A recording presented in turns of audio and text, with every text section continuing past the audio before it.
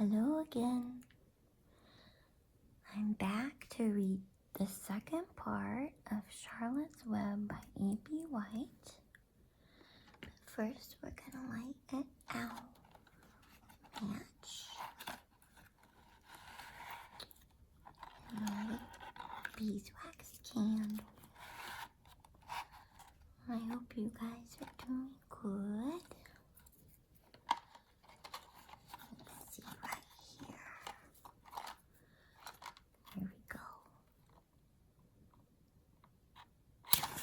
Oh, I got it the first time.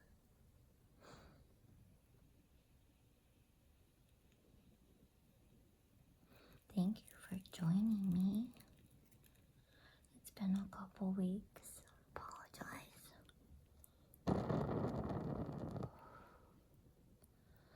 But tonight, I'll make it up to you by reading a good little chunk of Charlotte's Web. Little chords to get activated. I hope the candle can do a little more than this. Let's see here.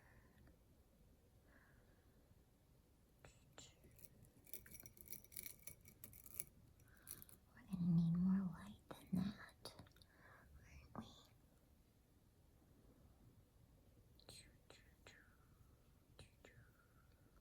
That might work.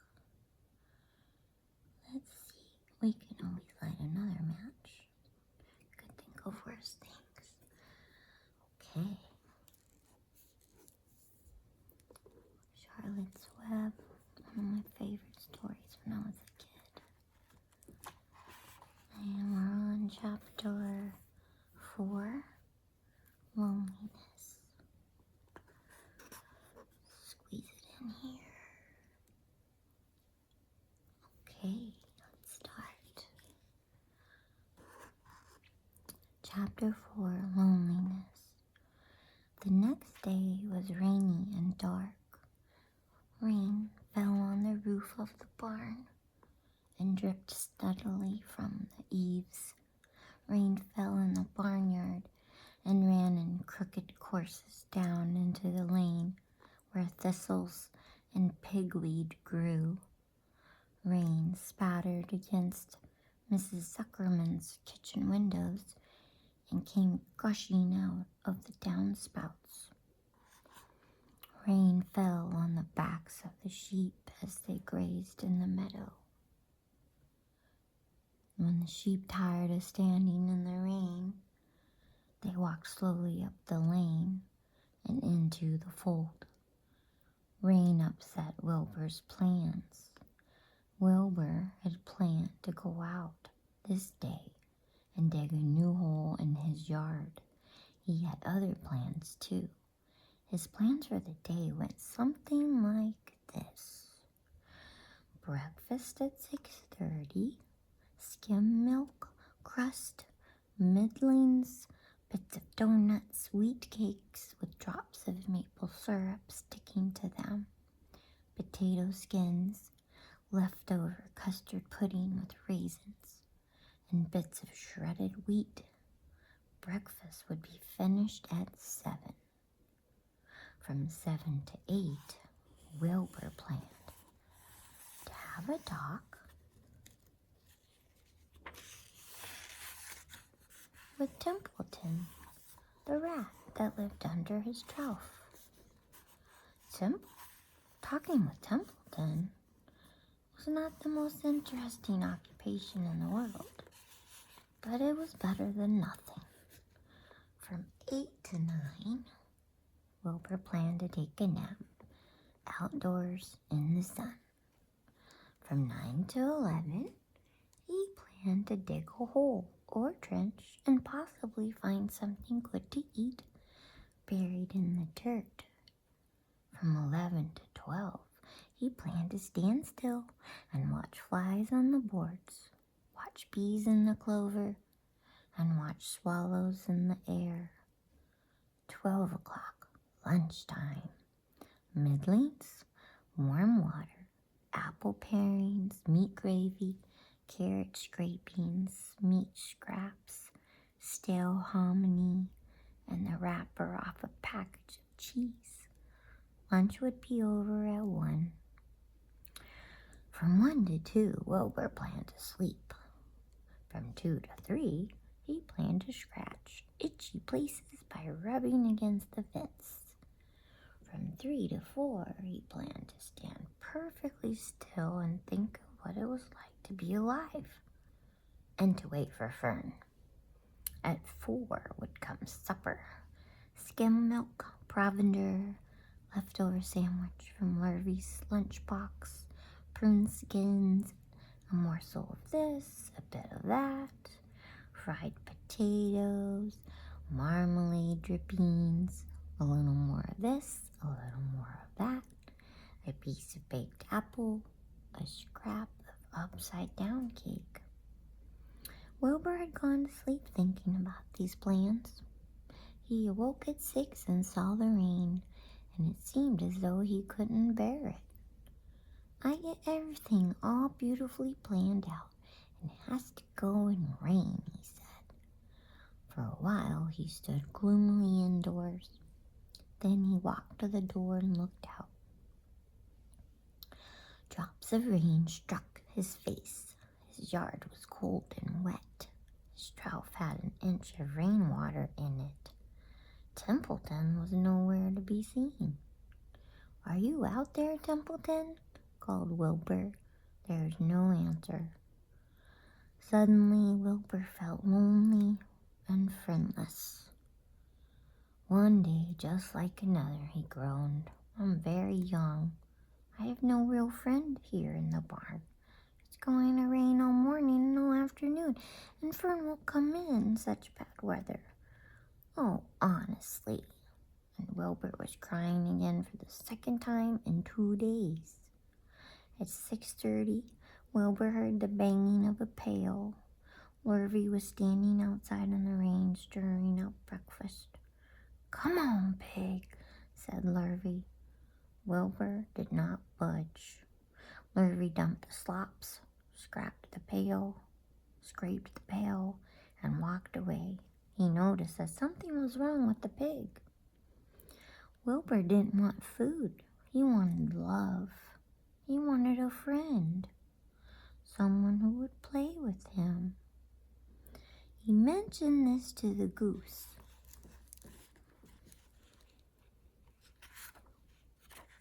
Who was sitting. Oh, I skipped a page. He was sitting quietly in a corner of the sheepfold. "Will you come over and play with me?" he asked.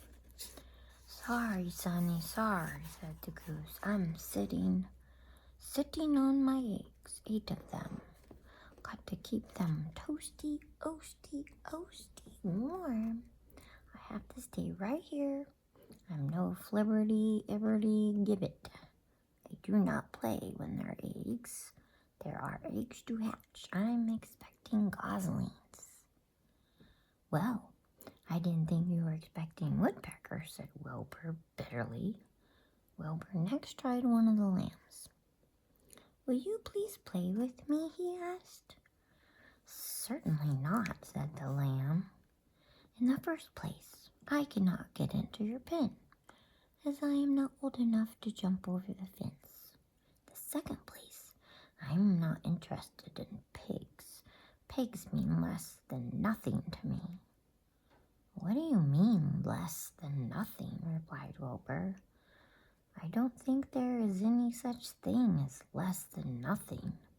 Nothing is absolutely the limit of nothingness. It's the lowest you can go. It's the end of the line. How can something be less than nothing? If there were something that was less than nothing, then nothing would not be nothing. It would be something, even though it's just a very little bit of something. But if nothing is nothing, then nothing has nothing that is less than it is." "Oh, be quiet," said the lamb. "Go play by yourself. I don't play with pigs. Sadly, Wilbur lay down and listened to the rain. It sounded like this.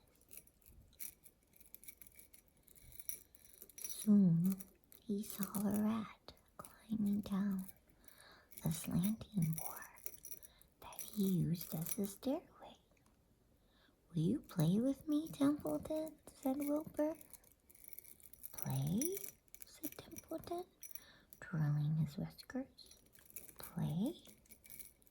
I hardly know the meaning of the word."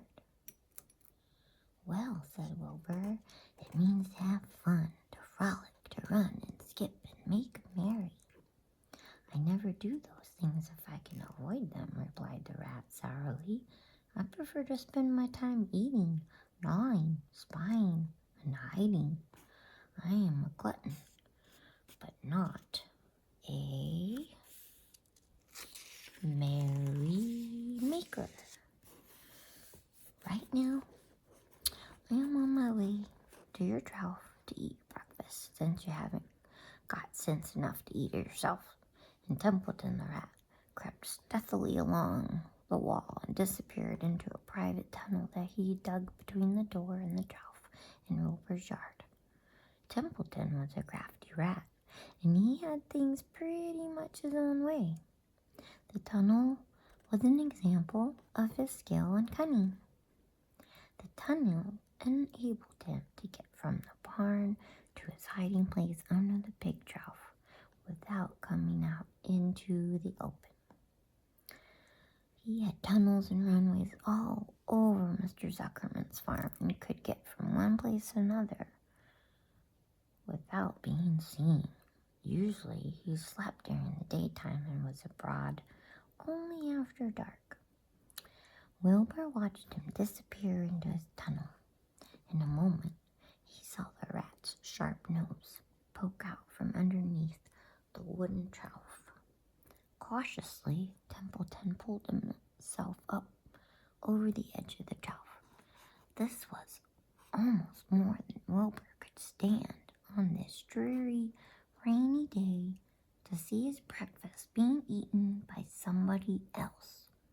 He knew Templeton was getting soaked out there in the pouring rain, but even that didn't comfort him. Friendless, dejected, and hungry, he threw himself down in the manure and sobbed. Late that afternoon, Lofi went to Mr. Zuckerman. "I think there's something wrong with that pig of yours. He hasn't touched his food. Give him 2 spoonfuls of sulfur and a little molasses," said Mr. Zuckerman. Wilbur couldn't believe what was happening to him when Lofi caught him and forced the medicine down his throat. This was certainly the worst day of his life. He didn't know whether he could endure the awful loneliness any more. Darkness settled over everything. Soon there were only shadows and the noises of the sheep chewing their cuds, and occasionally the rattle of a cow chain up overhead. You can imagine Wilbur's surprise when out of the darkness came a small voice he had never heard before. It sounded rather thin, but pleasant.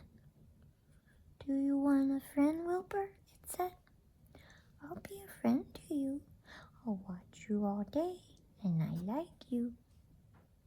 "But I can't see you," said Wilbur, jumping to his feet. "Where are you, and who are you?" "I'm right up here," said the voice. "Go to sleep. You'll see me in the morning."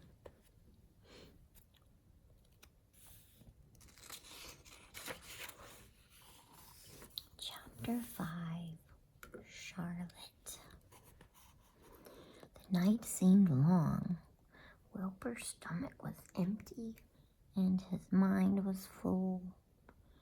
And when your stomach is empty and your mind is full, it's always hard to sleep. 12 times during the night, Wilbur woke and stared into the blackness, listening to the sounds and trying to figure out what time it was. A barn is never perfectly quiet. Even at midnight, there's usually something stirring.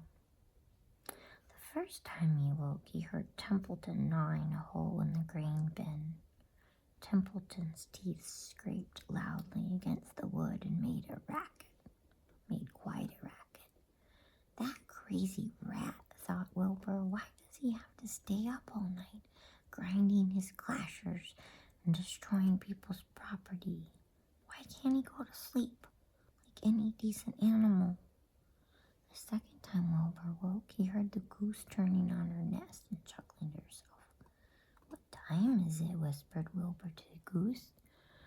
Probably about 7:30, said the goose. Why aren't you asleep, Wilbur? Too many things on my mind, said Wilbur.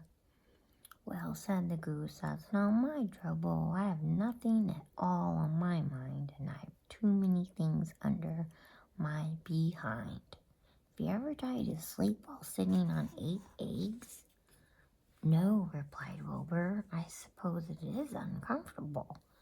How long does it take a goose egg to hatch?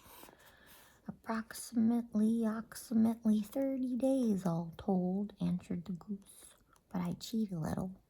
On warm afternoons, I just pull a little straw over the eggs and go out for a walk. Wilbur yawned and went back to sleep. In his dreams, he heard again the voice saying, I'll be a friend to you. Go to sleep. You'll see me in the morning. About half an hour before dawn, Wilbur woke and listened. The barn was still dark. The sheep lay motionless. Even the goose was quiet. Overhead on the main floor, nothing stirred. The cows were resting. The horses dozed.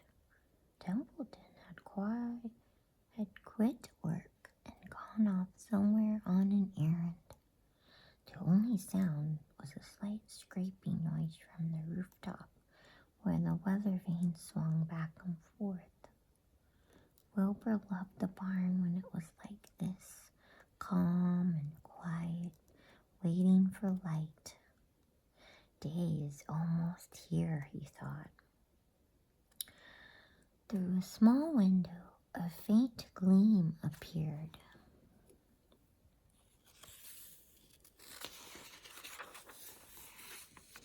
One by one, the stars went out. Wilbur could see the goose a few feet away. Did I skip a page? No. She sat with head tucked under a wing. Then he could see the sheep and the lambs. The sky lightened. Oh, beautiful day, it is here at last. Today I shall find my friend. Wilbur looked everywhere. He searched his pen thoroughly. He examined the window ledge, stared up at the ceiling, but he saw nothing new. Finally, he decided he would have to speak up. He hated to break the lovely stillness of dawn by using his voice, but he couldn't think of any other way to locate the mysterious new friend who was nowhere to be seen. So Wilbur cleared his throat.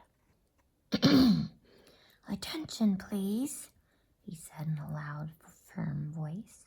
Will the party who addressed me at bedtime last night kindly make himself or herself known by giving an appropriate sign or signal?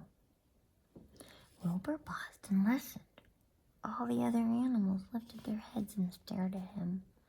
Wilbur blushed, but he was determined to get in touch with his unknown friend. Attention, please, he said.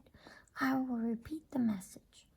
Will the party who addressed me at bedtime last night kindly speak up? Please tell me where you are if you are my friend. The sheep looked at each other in disgust. Stop your nonsense, Wilbur, said the oldest sheep. If you have a new friend here, you are probably disturbing his rest. And the quickest way to spoil a friendship is to wake somebody up in the morning before he is ready. How can you be sure your friend is an early riser? I beg everyone's pardon, whispered Wilbur. I didn't mean to be objectionable. He lay down meekly in the manure, facing the door. He did not know it, but his friend was very near, and the old sheep was right. The friend was still asleep. Soon Murray appeared with slops for breakfast. Wilbur rushed out, ate everything in a hurry, and licked the trough. The sheep moved off down the lane. The gander waddled along behind them, pulling grass. And then, just as Wilbur was suddenly down for his morning nap, he heard again the thin voice that had addressed him the night before. "Salutations," said the voice. Wilbur jumped to his feet. "What?" he cried. "Salutations," repeated the voice. "What are they, and where are you?" screamed Wilbur. "What are they, and where are you?" screamed Wilbur. Please, please tell me where you are and what are salutations." "Salutations are greetings," said the voice. "When I say salutations, it's just my fancy way of saying hello or good morning. Actually, it's a silly expression."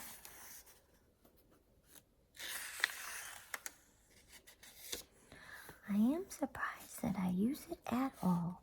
As for my whereabouts, that's easy. Look up here in the corner of the doorway. Here I am. Look, I'm waving." At last Wilbur saw the creature that had spoken to him in such a kindly way. Stretched across the upper part of the doorway was a big spider web, and hanging from the top of the web, head down, was a large gray spider. She was about the size of a gumdrop. She had 8 legs, and she was waving one of them at Wilbur in friendly greeting. "See me now?" she asked.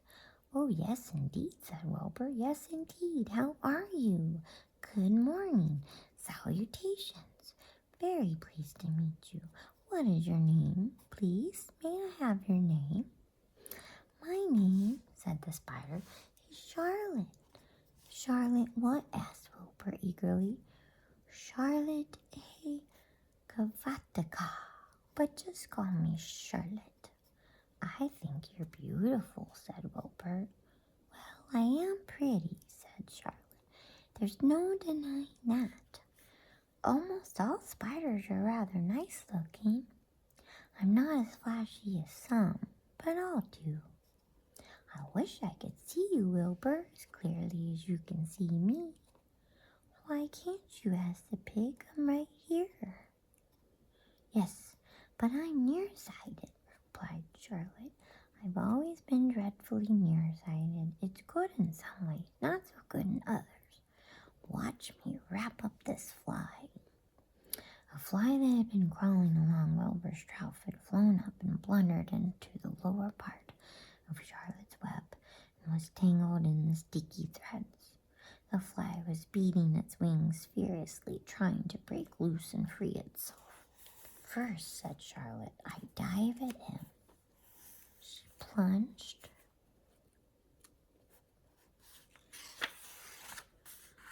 head first toward the fly. As she dropped, a tiny silken thread unwound from her rear end. "Next, I wrap him up." She grabbed the fly, threw a few jets of silk around it, and rolled it over and over, wrapping it so that it couldn't move. Wilbur watched in horror. He could hardly believe what he was seeing, and although he detested flies, he was sorry for this one. "There," said Charlotte. "Now I knock him out so he'll be more comfortable." She bit the fly. "He can't feel a thing now," she remarked. "He'll make a perfect breakfast for me." "You mean you eat flies?" gasped Wilbur.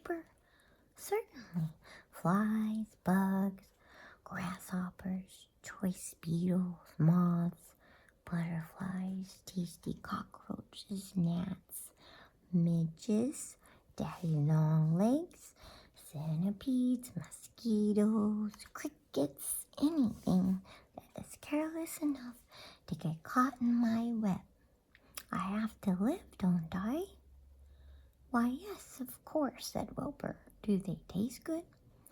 Delicious. Of course, I don't really eat them. I drink their blood. I love blood, said Charlotte, and her pleasant thin voice grew even thinner and more pleasant. Don't say that, groaned Wilbur. Please don't say things like that. Why not? It's true, and I have to say what is true. I'm not entirely happy about my diet of flies and bugs, but it's the way I'm made. A spider has to pick up a living somehow or another, and I happen to be a trapper. I just naturally build a web and trap flies and other insects. My mother was a trapper before me. Her mother was a trapper before her. All our family have been trappers, way back for thousands and thousands of years. We spiders have been laying for flies and bugs. It's a miserable inheritance, said Wilbur gloomily. He was sad because his new friend was so bloodthirsty. Yes, it is, agreed Charlotte, but I can't help it. I don't know how the first spider in the early days of the world happened to think up this fancy idea of spinning a web, but she did, and it was clever of her too. And since then, all of us spiders have had to work the same trick. It's not a bad pitch on the whole. It's cruel, replied Wilbur, who did not intend to be argued out of his position. Well, you can't talk, said Charlotte. You have your meals brought to you in a pail. Nobody feeds me. I have to get my own living. I live by my wits. I have to be sharp and clever, lest I go hungry. I have to think things out, catch what I can, take what comes, and it just so happens, my friend, that what comes is flies and insects and bugs. And furthermore, said Charlotte, shaking one of her legs, do you realize that if I didn't catch bugs and eat them, bugs would increase and multiply and get so numerous that they'd destroy the earth, wipe out everything. Really, said Wilbur. I wouldn't want that to happen. Perhaps your web is a good thing after all. The goose had been listening to this conversation and chuckling to herself. There are a lot of things Wilbur doesn't know about life, she thought. He's really a very innocent little pig. He doesn't even know what's going to happen to him around Christmas time. He has no idea that Mr. Zuckerman and Lurvy are plotting to kill him. And the goose raised herself a bit and poked her eggs a little further under her so that they would receive the full heat from her warm body and soft feathers. Charlotte stood quietly over the fly, preparing to eat it. Wilbur lay down and closed his eyes. He was tired from his wakeful night and from the excitement of meeting someone for the first time. A breeze brought him the smell of clover, the sweet-smelling world beyond his fence. Well, he thought, I've got a new friend, all right. But what a gamble friendship is. Charlotte is fierce, brutal, scheming, bloodthirsty, everything I don't like. How can I learn to like her, even though she is pretty and, of course, clever? Wilbur was merely suffering the doubts and fears that often often go with finding a new friend. In good time, he was to discover that he was mistaken about Charlotte. Underneath her rather bold and cruel exterior, she had a kind heart, and she was to prove loyal and true to the very end. I think that's gonna be all tonight. Next time we'll start on chapter 6, Summer Days. Sorry, this candle is kind of lame. There's some light. I'll make sure it's better next time for everybody. Anyway, I hope you have a good rest or a good sleep. And if you haven't subscribed, please do so. It would mean a lot to me. And yeah, if you subscribe, you'll get part 3 of Charlotte's Web. And I really appreciate you checking in on my little session here. And